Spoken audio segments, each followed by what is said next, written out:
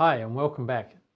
I don't know about you, but I've had a bit of a break as we've tried to reorganize things with all the restrictions around at the moment. But we'll try and keep going with these videos and some of the workbooks. And although we won't be able to visit you in Indonesia this year, hopefully we'll be able to come over next year. So after you've done all the preliminary work we've been doing, the next stage in your article is trying to structure it up. You would have written an abstract by now. And now we're trying to develop a structure which will help us write the article. So in this short video, we want to look at what to do before you start. And then we'll go into some of the key components of an article. And although here we're only going to cover them briefly, because we'll do them in more detail later. And then we'll actually look at how you're going to do this structuring up so you can write your article in a systematic way. So first of all, before you start, one of the things you've already done is check the journal where you want to publish your article. And in there, there'll be some guidelines for authors which you've already looked at and noted down. But again, just go back again and have a look. What's the word limit of the journal article you've got? It's no point preparing to write an 8,000 word article if you can only write 6. And it's always important to stay within the word limit, otherwise the journal will just send it straight back. I also want you to just revisit where you've noted down some of the features of the articles when you've read some of them. Their structure, their balance and their emphasis. So do they have a big introduction and a little bit of detail about the methods used, or do they have quite comprehensive details about the method? And then have a look at what headings are used in their articles. Are they fairly traditional headings like introduction, literature review, method, those sorts of things?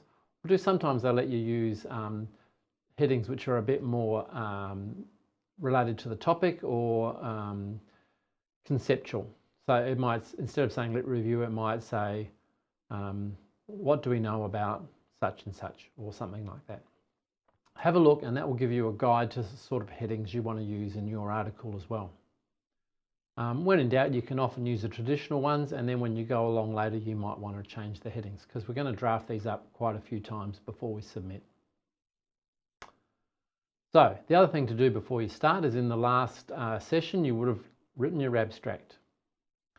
So go back and look at that abstract again, because that's again gives you the ideas of what you're going to talk about in your article. Look at the abstract, and then now you've got the journal format you're going to use. See if you can map your abstract to the journal requirements and format. So it should be fairly easy from the first sentence of your abstract to see what you're going to write about in your introduction. It should be clear from the second or so sentence in your abstract what you're going to write in the method section. And it should be clear in the last couple of sentences in your abstract what you'll write in the findings and discussion section. So you've already got these things down. It's now a matter to start building it up so you can write the full article rather than just a one paragraph abstract. So this is not rocket science, and if you've done your thesis, you probably recognize these headings as key components of an article. The key components of an article are similar to the key components of a thesis. And I'm guessing you've all written a thesis somewhere along the line. Of course, the writing here is going to be different, but the structure of it is sort of similar because you're trying to develop an argument in the same sort of way. So the first thing you have is an introduction. What's this problem you're writing about? Why is it important? You'll then have a review of some of the literature. Of course, you won't have pages and pages of it that you would have in a thesis, but a tight account of the relevant literature and a critical review at that. And then you'll give some account of the methodology and methods. Now again, you can't give the same amount of detail that you do in a thesis, but enough so someone could read it and have confidence that what you've done is viable and reasonable to answer the question. Then you have your findings and your discussions and your conclusions. However, it's important to know that all journals are different. And again, go back and look at your target journal, see what sort of things they have, because that'll help you it'll guide you about how you're going to write about these sorts of things. The journal I'm an editor for, I find most of the articles that we reject have a substantial lit review and sometimes a methodology and methods, but they get very weak on the discussion and conclusions. And that should be the strongest and the most important part of your article. So don't make sure you structure it so that you've got significant space dedicated to the discussion and the conclusions. Because what we want to know when we read an article is what's new that you found out and why is it important. So the next thing is to structure up your article, and we'll be doing some work on this through the workbooks in your study group.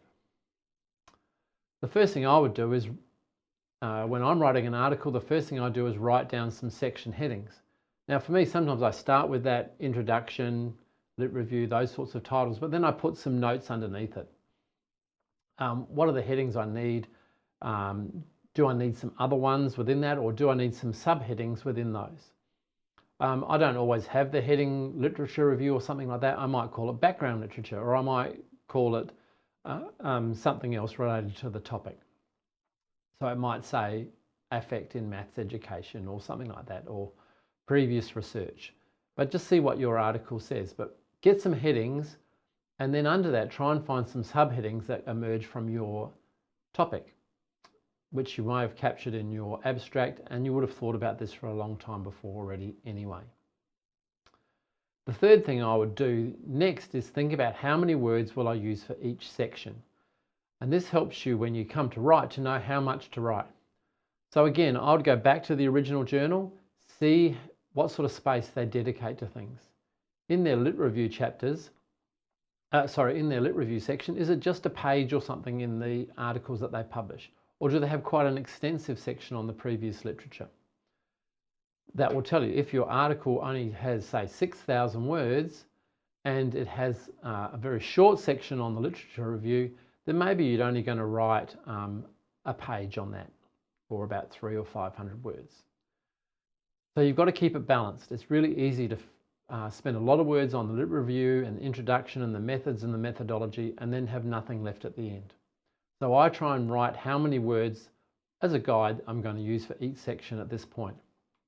So maybe even now you might want to stop and think about what are the headings you've got, and then put some words in it. And this is one of the tasks in your work booklet anyway.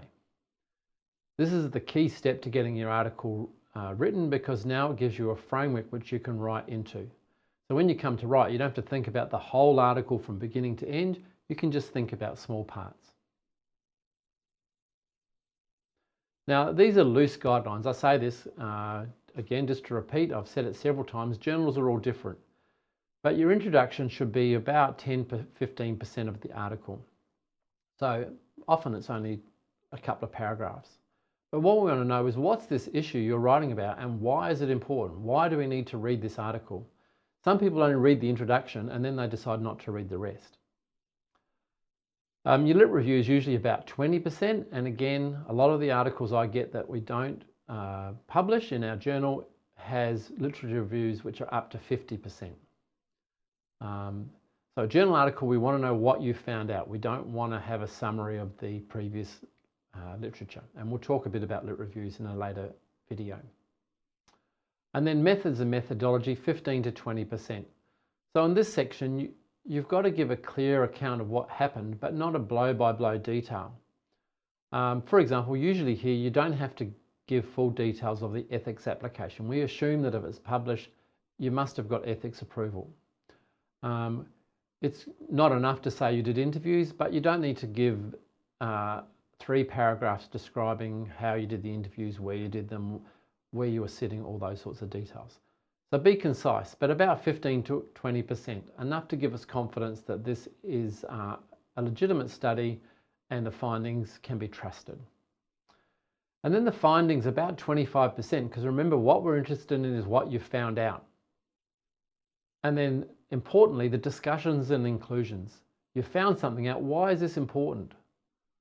What's the relevance of it? What are the implications? What are the implications for practice, or for policy, or for research, or for theory? But make sure you really spend time and dedicate time to these things. So you can see from what I've written up there, about half the article should be on the new things that you found. We want to read journal articles to find out about new things, not to read summaries of things that we already knew. So really pay attention to particularly the back end, making sure that is strong. And once you've done that, you should write your initial structure. And again, you're going to do this in your group. This is one of your tasks. This is the most important task to do at the moment. So you're going to give the headings and the subheadings. You're going to put an approximate word count for each section. And then you're going to go back and check how that compares with your original abstract and check with how it compares to the articles you've already seen from that journal. Once you've done that, this is something you should take to your writing group and you're going to share with others. But don't rush through this point, because having the structure right gives you then the framework to guide the rest of the work in writing the article. Once you've got the structure, when you come to write, you just sit down and you cover each of the bits in turn. So instead of thinking about an 8,000 word article, you'll come to sit down to write and you think, right, today I've got to write 500 word introduction, and you sit down and you write the introduction. And it gives you something that's manageable. You can do it in bite-sized pieces and finish it in time. So I hope this gives you a good overview. You can go back and look at it again, of course, because it's all on YouTube. And then in your workbook, you've got things that will guide you through this. Remember, you can always contact Dr. Hubbardin as well, who's there as a mentor and a support person who can help you with this. But more importantly, you've got your study group around you, and you really should be helping each other. Read each other's drafts, give each other feedback. Tell them what you think and how it could be improved. Of course, doing this all in a positive and friendly and professional way. So there's my contact details. They've been on every video before. I'm really pleased with Associate Professor David Gillen to be working with your university and your colleagues. We're really disappointed we couldn't come over and visit you last month, although it was nice to see you virtually at the conference, but we're looking forward to coming over and working with you soon. Okay, all the best as you now go and structure up your article.